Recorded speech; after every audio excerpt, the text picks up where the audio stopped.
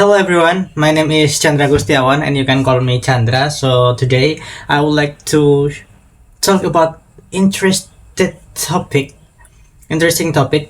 Yep, aku bakal bicara tentang sebuah buku. Buku ini tuh yang ngebuat aku improve, yang nolong aku untuk ngasih pelajaran tentang apa sih itu geofisika, kemudian apa aja sih yang dipelajari di geofisika, bagaimana sih geofisika itu, dan apa bedanya dengan bidang studi lain seperti itu. Nah, ini tuh buku yang sangat-sangat menarik bagi kalian yang memang kepo di bidang geofisika atau ingin belajar tentang geofisika. Aku bakal rekomendasiin buku ini. Oke. Nah, kalian pasti penasaran apa judul bukunya. Nah, bukunya itu berjudul A Very Short Introduction karya William Lowry. Jadi A Very Short Introduction About Geophysics karya William Lowry ini itu akan menjelaskan tentang fenomena-fenomena yang terjadi di bumi yang berhubungan dengan geofisika. Ini semacam buku map yang sangat besar. Kalian bisa melihat informasi-informasi apa saja. Buku dari seri Oxford University Press ini itu memiliki 132 sampai 152 halaman seperti itu dan diterbitkan pada tahun 2018. Nah, buku ini itu akan menjelaskan aspek-aspek penting atau secara general yang ada dalam lingkup geofisikawan. Jadi bagi kalian yang ingin belajar tentang geofisika, kalian harus banget belajar atau membaca setidaknya satu kali dalam seumur hidup buku ini, karena memberikan insight yang baru atau insight yang bagus tentang apa sih sebenarnya geofisika itu. Nah, selain itu, buku ini tuh memberikan gambaran-gambaran metode apa saja yang akan digunakan saat melakukan metode eksplorasi geofisika. Jadi kalau misal kita mau cari sesuatu yang berbeda, misal kita mau cari gas, kita mau cari batu bara, kita mau cari aquifer, itu metode yang digunakan itu akan berbeda-beda juga karena parameter fisikanya juga akan berbeda, seperti itu. Oke. Chapter yang pertama ini dibuka dengan pertanyaan, what is geophysics? Apa sebenarnya itu geofisika? Tentu tidak semua orang bisa menjawab pertanyaan ini. Jadi sebenarnya geofisika itu akan banyak berkecimpung atau akan banyak berbicara tentang pengukuran, metode, dan juga eksplorasi. Seperti itu. Nah, karena kita sendiri tidak bisa melihat apa yang ada di bawah permukaan bumi, seperti misal inti bumi itu seperti apa, kemudian di mantel itu bagaimana, kita tidak bisa secara langsung melihat dengan mata telanjang apa sih yang sebenarnya ada di sana. Actually kita hanya bisa mengira-ngira atau istilahnya kita menerawang apa yang ada di bawah sana dengan menggunakan parameter-parameter fisik seperti kemagnetan, gravitasi, elastisitas sebagai indera kita untuk melihat apa yang sebenarnya ada di bawah permukaan tersebut. Nah, buku ini mengatakan bahwasannya geofisika adalah bidang ilmu kebumian yang menggunakan metode fisika untuk menyelidiki sifat fisik bumi serta proses yang menentukan evolusinya. Jadi, secara definisi, geofisika dapat dipahami sebagai cabang ilmu kebumian yang menerapkan prinsip-prinsip fisika untuk mempelajari sifat-sifat fisik bumi serta proses-proses yang mengendalikan evolusinya. Nah, ruang lingkupnya itu sangat-sangat luas, bisa menyakup pengamatan permukaan, kemudian juga menggunakan satelit atau mengorbit bumi, dan lain sebagainya. Nah, tentunya geofisika ini sangat berbeda dengan fisika. Ketika kalian fisika itu akan dikendalikan oleh, misal kita kendalikan parameternya, misal seperti itu. Nah, artinya apa yang kita saat itu lakukan itu bisa dapat kita kendalikan sebagai variabel-variabelnya itu bisa kita kendalikan. Tetapi ketika berbicara tentang geofisika, variabel-variabelnya itu kan akan berasal dari alam atau nature.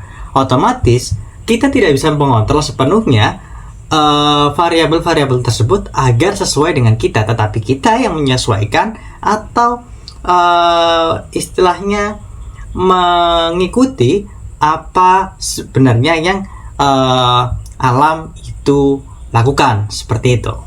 Evolusi pada bidang geofisika itu dimulai pada era 1960-an. Tetapi tidak di era itu, sebelum-sebelumnya juga ada sejarah yang membahas tentang geofisika. Tetapi puncak dari evolusinya itu terjadi pada tahun 1960-an, yang dimana ditandai dengan munculnya teori continental drift. Nah, seseorang ilmuwan bernama Alfred Wegener ini mengemukakan tentang teori pergeseran benua atau continental drift. Jadi, pada saat itu, benua-benua kita itu adalah benua yang satu, yakni benua superkontinen Pangea. Nah, kemudian seiring dengan berjalannya waktu, Pangea ini akan memecah menjadi dua bagian, yakni benua Laurasia dan benua Gondwana. Nah, kemudian seiring berjalannya waktu, mereka juga akan memecah-mecah dan akhirnya menjadi saat ini yang kita kenal seperti benua Asia, Indo-Australia, Pasifik, dan lain sebagainya. Oke. Pada chapter ini juga, William Lowry juga mention bahwasannya pada dunia geofisika itu ada yang namanya metode aktif dan metode pasif, di mana kedua metode ini itu akan saling berkaitan satu sama lain dan juga memiliki perbedaan tentunya. Nah, metode aktif dalam geofisika itu ditandai dengan bahwasannya parameternya itu dihasilkan atau buatan oleh manusia itu sendiri. Jadi tidak langsung berasal dari alam, seperti kita menggunakan wake drop dan lain sebagainya seperti itu. Nah, kemudian kalau misal pasif itu adalah metode yang kita tidak ikut campur dalam mengatur penyebabnya seperti itu. Jadi itu memang sudah pasti ada di situ, memang sudah pasti ada seperti itu. Nah, contohnya adalah medan magnet, kemudian juga ada medan gravitasi, dan juga refleksi seperti gempa, dan lain sebagainya. Nah, masuk ke dalam chapter 2. Nah, pada chapter 2, buku ini tuh berjudul Planet Earth. Nah, maka dari itu, isinya kebanyakan yang dibahas adalah tentang planet bumi itu sendiri. Asal-usulnya, fenomena-fenomena yang terjadi, kemudian juga pembentukannya bagaimana, itu juga akan dibahas di chapter 2 dalam buku ini. Kemudian juga kita tahu bahwasanya bumi itu kan tercipta karena Big Bang. Nah, Big Bang itu sendiri itu kan ledakan yang dimana partikel-partikelnya itu akan membentuk sebuah planet seperti itu. Nah, William Lowry pada buku ini itu memisalkan bumi tersebut itu seperti dalam cangkang telur, atau seperti dalam satu kesatuan telur tersebut. Telur itu kan terdiri dari cangkang, putih telur, kemudian juga ada kuning telur. Sama juga seperti bumi. Bumi itu terdiri dari kerak, kemudian mantel, kemudian juga inti, yang nantinya secara kimia maupun secara fisika itu akan dibagi lagi seperti itu. Si William Lowry itu menjelaskan proses diferensiasi di mana saat bumi masih cair, unsur berat seperti besi itu tenggelam membentuk inti, sementara silikat ringan naik membentuk menjadi sebuah kerak. Dalam buku ini, William Lowry juga mention tentang hukum kekekalan energi dan hukum kekekalan momentum sudut. Jadi, hukum kekekalan energi itu menyatakan bahwasannya energi di bumi itu tidak bisa dimusnahkan atau tidak bisa dihilangkan, tetapi dia itu bisa diubah bentuknya dalam bentuk yang lain. Misal, dari cair ke padat, kemudian dari uap ke cair atau cair ke uap, dan juga seperti itu, sehingga energi itu akan bersifat konstan seperti itu. Nah, kalau misal hukum kekekalan sudut atau hukum kekekalan momentum sudut menyatakan bahwasannya momentum sudut suatu sistem akan tetap konstan selama tidak ada torsi atau gaya putar dari luar yang bekerja pada sistem tersebut. Selain dari hukum kekekalan energi dan hukum kekekalan momentum sudut, terdapat juga hukum Kepler 1 sampai 3, di mana hukum Kepler 1 ini berbicara tentang objek lintasan. Objek lintasan bumi itu tidak berbentuk bulat, tetapi dia berbentuk elips. Kemudian juga jarak antara bumi dengan matahari atau jarak yang terjauhnya itu disebut sebagai aphelion, tetapi jarak terdekatnya itu disebut sebagai perihelion. Kemudian juga pada hukum Kepler 2 itu akan berbicara tentang luas, di mana itu akan berbicara tentang kecepatan. Nah, jarak antara bumi ketika dia dekat dengan matahari, dia akan memiliki kecepatan yang besar. Berbeda dengan ketika planet tersebut memiliki jarak yang sangat besar terhadap matahari, maka kecepatan juga akan semakin melambat.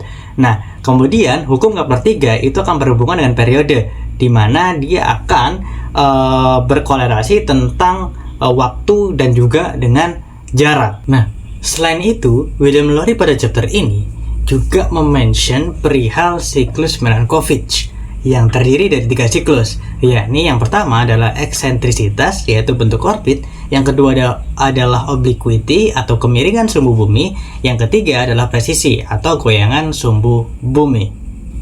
Oke, masuk ke dalam chapter yang ketiga. Chapter ketiga berjudul Seismology and the Earth's Internal Structure. Nah, di sini kita berbicara tentang X-ray-nya bumi. William Lowry menjelaskan sifat elastis batuan menggunakan hukum Hooke. Dia membedakan perbedaan kecepatan gelombang P atau primer yang bersifat kompresional dan gelombang S atau sekunder yang bersifat geser.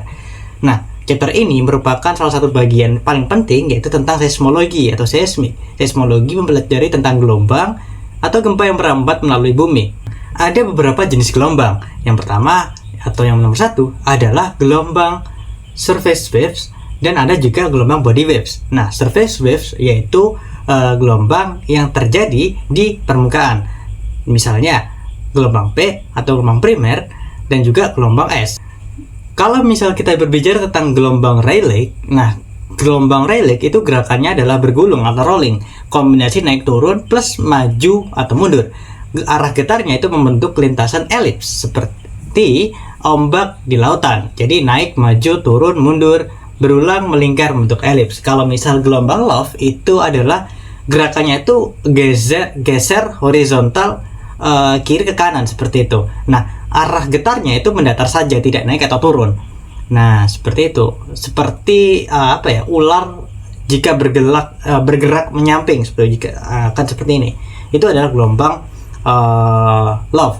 Nah, dari perbedaan perilaku gelombang itu bisa kita ketahui struktur-struktur yang ada di dalam bumi. Misal, inti luar bumi itu kan bersifat cair. Nah, karena gelombang es itu tidak bisa melewati benda-benda atau benda cair itu, maka bisa diidentifikasi sebagai inti di bumi itu bersifat cair. Nah, nantinya ketika perilaku S dan P waves ini teridentifikasi berbeda, maka juga nanti akan tercipta shadow zone. Dari perbedaan perilaku atau respon yang didapat dari gelombang tersebut, gelombang P atau gelombang S tadi, gelombang S kan tidak bisa menembus benda cair, sedangkan gelombang P bisa menembus benda cair dan benda padat. Nah, karena perbedaan itulah maka dapat diidentifikasi struktur atau penyusun yang ada di bawah permukaan bumi. Nah, permukaan bumi itu terdiri dari 3, kerak, kemudian mantel, dan juga inti. Nah, ketika gelombang S ini dipancarkan ke bawah, gelombang S ini ketika mencapai suatu kedalaman tertentu, dia itu akan menghilang, dia tidak bisa menembus permukaan tersebut. Nah, maka dari itu dapat kita tarik benang merah bahwasannya permukaan tersebut adalah permukaan yang sifatnya cair. Nah, kalau misal perbedaan perilaku itu nantinya akan membentuk suatu shadow zone, di mana zona yang tidak bisa dilewati atau tidak terlewati dari gelombang S maupun P itu sendiri. Nah, dari perbedaan perilaku gelombang itu dapat kita gunakan sebagai metode eksplorasi geofisika, karena kita dapat tahu apa saja yang ada di bawah bumi tanpa harus menggalinya atau melihatnya secara langsung. Nah, metode eksplorasi yang menggunakan gelombang itu adalah metode eksplorasi seismik. Metode eksplorasi seismik itu dapat dibagi 2, metode eksplorasi seismik refleksi dan juga metode eksplorasi seismik refraksi. Nah, kalau misal refleksi, dia akan dipantulkan, Vs-nya nanti akan diukur berapa lamanya. Kemudian kalau misal refleksi atau refraksi, mohon maaf. Nah, refleksi ini dia akan dibelokkan ketika mencapai suatu perbedaan kecepatan pada satu lapisan yang berbeda, seperti itu. Jadi perbedaan kecepatan antar lapisan nanti akan menyebabkan gelombang P ini itu dibelokkan. Nah, sesuai dengan itu, dalam buku ini William Lowry juga menjelaskan konsep Snellius Law atau hukum Snellius dalam seismik. Bagaimana gelombang berbelok saat melewati lapisan dengan densitas yang berbeda. William Lowry juga menjelaskan bahwa hilangnya gelombang es di kedalaman 2900 km adalah bukti mutlak bahwa inti luar kita berbentuk cair karena cairan tidak memiliki kekuatan geser atau shear strength. Masuk ke dalam chapter yang keempat. Chapter yang keempat berjudul Seismicity, The Restless Earth. Chapter ini itu akan membahas tentang gempa bumi dan hubungannya dengan tektonik lempeng. Jadi antara kedua ini akan saling berkorelasi. Lempeng yang bergerak nantinya akan menghasilkan gempa bumi. Kemudian juga selain gempa bumi, dia akan menghasilkan aktivitas-aktivitas vulkanik. Di sini kita fokus ke gempa bumi sebagai fenomena. Nah, dalam buku ini, William Lowry menegaskan the Earth is not static, but constantly changing. Bumi itu hidup, bumi itu dinamis dan terus bergerak. Teori pergerakan lempeng ini juga akan menunjang, dapat kita pelajari juga di teori continental drift yang dikemukakan oleh Alfred Wegener. Nah, gempa terjadi itu karena akumulasi tegangan di batuan yang akhirnya itu dilepaskan secara tiba-tiba. Nah, dikenal sebagai teori elastic rebound. Nah, ketika memang batuan tersebut sudah melebihi batas elastisitasnya, maka dia akan melepaskan suatu energi secara tiba-tiba. Nah, elastic rebound teori dari Harry Fielding Reid itu ibaratnya adalah ketika lempeng tektonik yang saling mengunci, itu energinya terkumpul sampai melewati batas elastis batuan. Ya, akibatnya apa? Boom! Energi dilepaskan seketika dalam bentuk suatu patahan. Ketika patahan ini itu dilepaskan, maka nantinya juga akan tercipta fenomena-fenomena yang berkaitan. Nah, sebelum itu patahan itu dibagi menjadi beberapa jenis. Yang pertama adalah patahan normal, kemudian patahan naik, kemudian juga ada patahan geser seperti itu. Nah, selain itu, distribusi gempa di dunia itu ternyata tidaklah acak, tetapi mengikuti batas-batas lempeng tektonik. Nah, ini dapat kita lihat kepada peta lempeng tektonik pada buku Geologi Fisik. Nah, ini sangat relevan untuk Indonesia karena berada di zona pertemuan lempeng besar sehingga aktivitas gempa dan vulkanisme sangat tinggi, terutama di Sulawesi, tempat di mana 3 pertemuan antara 3 tempat lempeng sekaligus. Seperti dalam mengukur gempa, kita tahu bahwasanya menggunakan skala magnitudo. Nah, skala magnitudo ini itu bersifat logaritmik, di mana satu kenaikannya saja itu akan amplitudo getarannya itu akan dikalikan 10 kali lipat. Nah, skala intensitasnya itu dapat dibagi menjadi beberapa bagian. Yang pertama adalah 1 sampai 4 itu adalah skala ringan. Kemudian 5-8 itu digolongkan kuat hingga merusak. Kemudian skala 9-12 itu destruktif hingga bencana total. Nah, dampak-dampak sekunder dari sebuah gempa itu juga dapat merusak lingkungan, juga menghilangkan nyawa dari manusia. Nah, seperti contoh, gempa itu sendiri itu dapat menyebabkan kebakaran. Kemudian gempa itu dapat menyebabkan tanah longsor. Kemudian yang paling krusial, ketika gempa tersebut terjadi di lautan, dengan ketika terjadi patahan di lautan, kemudian terlepaslah itu energi yang cukup kuat atau gelombang kinetiknya yang cukup kuat, akan menyebabkan suatu gelombang yang mengarah ke permukaan dengan ketinggian yang cukup tinggi biasanya. Nah, gelombang itulah yang disebut sebagai tsunami. Tsunami ini bersifat sangat merusak ketika ketinggiannya itu mencapai belasan meter, bahkan puluhan, karena itu sendiri bergantung pada seberapa besar gempa yang terjadi di laut pada saat itu. Seperti contoh pada tsunami di Aceh pada tahun 2004, itu terjadi karena gempa yang terjadi di lautan. Makanya ketika gempa yang terjadi di lautan juga akan menimbulkan potensi tsunami, dan tsunami itu sendiri juga akan dapat mengakibatkan rusaknya fasilitas-fasilitas, kemudian lingkungan dan lain sebagainya. Oke. Chapter yang kelima. chapter yang kelima berjudul Gravity and the Future of the Earth.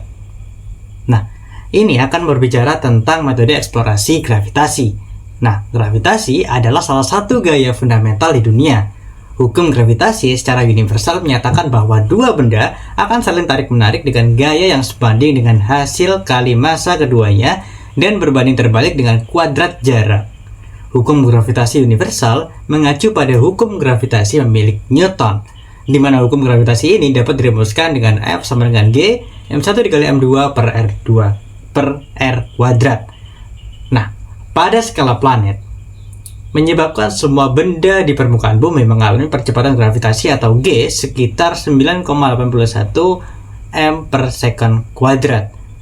Nah, maka dari itu, semua benda yang memiliki massa di bumi itu memiliki besar dan gaya gravitasi masing-masing kan. Nah, ada yang kuat, ada yang lemah, tergantung dari besar massa yang dimiliki oleh benda tersebut. Nah, semakin besar massanya, maka gaya gravitasinya akan semakin besar. Namun, ketika jarak di antara dua gravitasi tersebut itu semakin jauh, maka gravitasinya akan semakin melemah. Nah, karena percepatan gravitasi di bumi itu sekitar 9,81 meter per second kuadrat, hal ini itu tidak bersifat konstan. Dalam artian, percepatan gravitasi di suatu tempat dengan tempat yang lain itu mengalami suatu perbedaan. Nah, dalam buku ini, William Lowry menjelaskan gravity varies with position and latitude.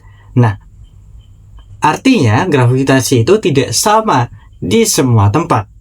Penyebabnya apa? Karena gravitasi itu dapat berubah dikarenakan bentuk bumi tidak sempurna, kemudian juga distribusi massa yang tidak merata, kemudian juga perbedaan ketinggian pada suatu titik antara di tempat saat ini dengan tempat yang lain seperti itu. Maka ketika semakin tinggi, maka kan jarak antara bumi atau pusat bumi dengan titik tersebut akan semakin jauh, sehingga nilai gravitasi yang ditimbulkan juga akan semakin rendah ketika berada di suatu titik yang tinggi, berbeda dengan ketinggian yang rendah, dimana ketika kita semakin ke dalam, maka tingkat gravitasi atau daya tariknya juga akan semakin kuat. Gaya gravitasi itu lebih kecil di ekuator dan lebih besar di wilayah kutub. Hal ini dikarenakan karena gravitasi di kutub lebih besar karena adanya faktor rotasi. Nah, rotasi tidak menghasilkan gaya sentrifugal karena sudah diporos. Di ekuator, gaya gravitasi dilawan oleh gaya sentrifugal secara maksimal. Selanjutnya adalah jarak. Karena bumi berbentuk pepat, jarak dari permukaan kutub ke pusat bumi lebih pendek dibandingkan jarak dari ekuator ke pusat bumi. Pada chapter 5 itu juga dijelaskan bahwasannya terdapat metode yang dapat digunakan memanfaatkan parameter fisik seperti gravitasi. Nah, gravitasi ini dimanfaatkan untuk mengukur percepatan gravitasi yang ada pada suatu tempat, di mana nantinya diperoleh data-data terkait anomali-anomali yang terjadi di wilayah tersebut. Ketika misal semakin rapat massa atau semakin berat suatu batuan di bawah permukaan, maka dia akan menunjukkan anomali yang positif. Tetapi ketika anomalinya itu negatif, berarti di bawah sana terdapat suatu kekurangan massa seperti cars, terdapat rongga-rongga di bawah sana dan sebagainya. Untuk melengkapi nilai dari metode gravitasi ini diperlukan beberapa koreksi atau reduksi, karena terdapat komponen-komponen atau hal-hal yang tidak kita inginkan itu masuk dalam perhitungan. Nah, beberapa koreksi yang dapat kita lakukan adalah drift correction, latitude correction, free air correction, dan Bogger correction. Nah, drift correction sendiri itu koreksi terhadap perubahan alat gravimeter. Kemudian jika latitude correction itu adalah koreksi perubahan gravitasi akibat rotasi bumi. Free air correction itu berbicara tentang koreksi akibat ketinggian pengukuran, dan juga Boger correction itu koreksi antara batuan atau densitas dengan titik ukur. Nah, pada anomali gravitasi normal, yaitu di mana garis gravitasinya itu lurus, tidak negatif maupun tidak positif, biasanya diidentikan atau diciri khaskan dengan adanya fenomena isostasi, di mana fenomena isostasi ini adalah titik keseimbangan kerak, di mana kerak itu akan mencapai titik kesetimbangan kembali setelah dia kehilangan beban atau massa di atasnya, seperti pelelehan, kemudian juga pengerukan dan lain sebagainya. Chapter 6 berjudul The Earth's Heat atau panas dari bumi. Nah, panas sendiri itu dapat didefinisikan sebagai energi yang berpindah dari suatu sistem ke sistem lain akibat adanya perbedaan temperatur, jumlah panas. Nah, di bumi jumlah panas yang mengalir keluar melalui suatu luas permukaan itu disebut sebagai geothermal flux, atau pada chapter 6 itu disebut sebagai heat flow. Nah, heat flow sendiri itu dapat dirumuskan sebagai heat energi dibagi area dikali dengan waktu. Dalam bumi terdapat sumber panas utama, yakni yang pertama melalui radioaktif, yakni peluruhan unsur radioaktif seperti uranium, potasium menjadi sumber panas di mantel atau kerak. Kemudian yang kedua yaitu panas dari proses akresi atau sisa pembentukan bumi, panas yang dihasilkan selama proses pembentukan bumi akibat tumpukan planetesimal. Yang terakhir adalah formasi inti atau formasi pembentukan inti atau yang dipengaruhi oleh pasang surut bulan. Nah, di bumi nilai rata-rata heat flow itu sekitar 87 MW per M kuadrat, dan suhu bumi itu akan semakin meningkat sesuai dengan kedalaman. Hal ini disebut sebagai geothermal gradient.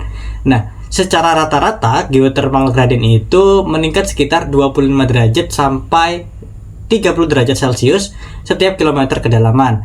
Namun pada kedalaman mantel itu suhu meningkat lebih lambat. Nah, heat flow sendiri itu yang paling tinggi itu ditemukan di mid ocean ridge, kemudian di zona subduksi, dan juga heat flow yang rendah itu dapat ditemukan di keraton, dan juga dapat ditemukan di benua yang sudah mulai menua. Heat flow sendiri atau arus konveksi ini itu juga menjadi penyebab terjadinya pergerakan lempeng, karena ketika kita tahu bahwasannya heat flow itu akan mendistribusikan panas ke atas ketika partikel atau material-material panas itu akan terangkat ke atas, sehingga material-material yang dingin itu akan turun lagi ke bawah seperti itu. Itu akan sistemnya seperti kita memanaskan sebuah lilin atau memasak air seperti itu. Jadi siklusnya akan memutar seperti itu.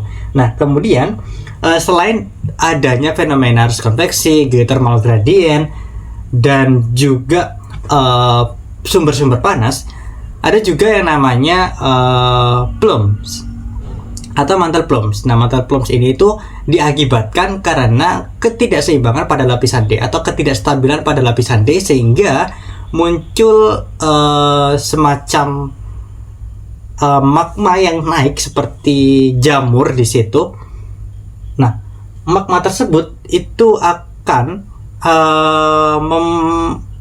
mencari ruangnya, sehingga nantinya akan terus-menerus tercipta atau menuju ke atas, sehingga ketika dia mendekati permukaan, dia akan membentuk sebuah rekahan. Kemudian juga selain rekahan, dia akan membentuk satu gunung, kemudian juga akan membentuk suatu aktivitas vulkanik di sana. Nantinya mantel plume ini ketika sampai di atas permukaan atau di lapisan mantel atau kerak bumi itu disebut sebagai hotspot. Biasanya hotspot ini itu muncul di keraton atau benua yang sudah tua di tengah-tengahnya, jadi tidak pada zona subduksi. Nah, contohnya adalah di Kepulauan Hawaii seperti itu, atau di Jepang juga bisa. Chapter yang ketujuh yakni berjudul The Earth's Magnetic Field, Jadi ini akan berbicara tentang medan magnet bumi, dan medan magnet bumi ini juga dapat digunakan sebagai eksplorasi geofisika. Bumi memiliki medan magnet yang berfungsi sebagai perisai radiasi luar angkasa. Nah, medan ini itu berasal dari proses self-sustaining dinamo di inti luar yang cair. Syarat terjadinya medan magnet ini diperlukan 3 komponen di inti luar, yakni yang pertama adalah fluida konduktif, kemudian energi untuk pergerakan atau konveksi, dan juga rotasi bumi di inti luar. Nah, di inti luar juga terdiri dari cairan logam konduktif. Kemudian terjadi pergerakan fluida yang gerakannya itu menghasilkan arus listrik, dan arus listrik kemudian menghasilkan medan magnet yang baru. Nah, itu juga proses terjadinya medan magnet di inti. Nah, alat untuk pengukur medan magnet itu disebut sebagai magnetometer, dan satuan SI yang digunakan berupa Tesla. Nah, medan magnet bumi itu terdiri dari dipole dan non-dipole field. Nah, kalau misalnya kita lihat pada Mid Oceanic Ridge itu terdapat pola medan magnet yang polaritasnya itu selang-seling, di mana hal ini menandakan bahwasanya pada masa di mana pada Mid Oceanic Ridge itu terjadi pembekuan magma dan merekam medan magnet pada saat itu, kemudian terjadi lagi medan magnet pada saat itu, dan yang baru itu terjadi perbedaan polaritasnya, sehingga nantinya polaritasnya itu akan selang-seling. Nah, kemudian tipe polaritas yang terjadi di barat itu juga cerminan dari polaritas yang terbentuk di timur. Jadi semacam ya sama atau simetri seperti itu. Nah, kemudian juga ini tuh dapat kecepatan pemekaran dari samudra di Kerak itu juga dapat diukur, dan kecepatannya itu sama dengan D dibagi dengan istilahnya umur dari kerak tersebut. Nah, D itu sendiri adalah jarak dari punggungan. Kemudian semakin jauh kerak dari Mid Oceanic Ridge atau tempat terbentuknya kerak baru itu muncul, maka kerak yang jauh tersebut itu dapat diidentifikasi sebagai kerak yang memiliki umur yang lebih tua dibandingkan kerak yang posisinya itu dekat dengan Mid Oceanic Ridge, seperti itu. Nah, kemudian membahas tentang medan magnet di sini, medan magnet tersebut dapat digunakan sebagai metode eksplorasi geofisika, mana nantinya akan diukur menggunakan magnetometer. Yang didapat adalah misal anomalinya atau yang diukur itu adalah batuan-batuan yang memiliki medan magnet yang bersifat ferromagnetik, atau di sana itu apa ya istilahnya, dapat tercipta atau seperti magnet seperti itu. Nah, nantinya itu akan diukur. Nah, kemudian ketika memang batuan tersebut itu jarang ditemukan di bawah permukaan, maka dia tersebut akan menimbulkan anomali magnetik yang negatif. Kemudian kalau misal di situ terdapat mineral-mineral yang memang terbentuk, mineral yang terkandungannya itu banyak besinya, kemudian ferromagnetik, di mana itu dapat ditarik kuat oleh magnet, maka di situ terdapat anomali magnet yang positif seperti itu. Kemudian di chapter yang paling terakhir, chapter ini ditutup dengan judul Afterthought, di mana chapter ini itu membahas tentang geofisika itu ternyata dapat diterapkan loh di kehidupan kita sehari-hari, terutama pada misal mitigasi bencana di BMKG. Kita bisa tahu, kita mengukur atau memprediksi besar gempa, kemudian memprediksi apakah di sana itu terjadi tsunami atau tidak, kemudian di bawah permukaan itu ada apa saja. Disitulah letak dari kegunaan fisika sebagai eksplorasi, kemudian juga dapat digunakan dalam aspek-aspek yang mendukung kehidupan manusia. Seperti misal dalam saat ini kita tanpa kita sadari banyak peralatan-peralatan rumah tangga maupun yang kita gunakan saat ini pun itu juga akan berkolerasi dengan geofisika, terutama dalam letak titik balik atau titik awalnya itu juga didapat dari pembelajaran geofisika. Karena ya tanpa geofisika, menurut saya sendiri kita tidak akan pernah tahu apa saja yang ada di bawah permukaan bumi, sehingga kita juga tidak akan pernah tahu struktur bumi itu seperti apa, kemudian sifatnya itu bagaimana. Mungkin itu juga menjadi keunggulan dari geofisika itu sendiri. Jadi memang menurut saya geofisika itu adalah ilmu yang unik, di mana dia menggabungkan konsep kebumian dan parameter-parameter fisika. Kemudian dari situ didapatkan data, kemudian dilakukan pemodelan atau inversi, kemudian dilakukan interpretasi, dan juga data tersebut dapat disajikan seperti itu nantinya. Nah, di geofisika juga pada mata kuliah PDG itu juga disebutkan bahwasannya tanpa geofisika itu kita tidak bisa tahu bahwasannya letak dari magma chamber itu tidak dapat diketahui tanpa adanya parameter-parameter fisika yang digunakan di situ, seperti itu. Nah, mungkin dari situ saja yang dapat saya sampaikan, yang dapat saya berikan informasi dari buku Very Short Introduction About Geophysics karya William Lowry.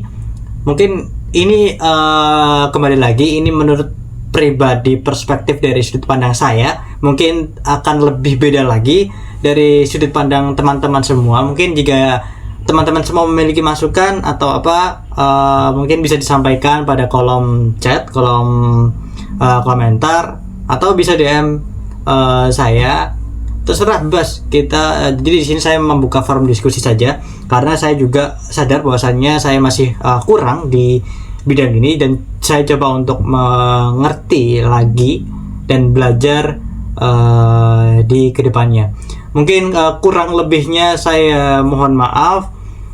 Terima kasih atas waktunya. Kalau misalnya ada salah kata, saya mohon maaf. Terima kasih. Wassalamualaikum warahmatullahi wabarakatuh.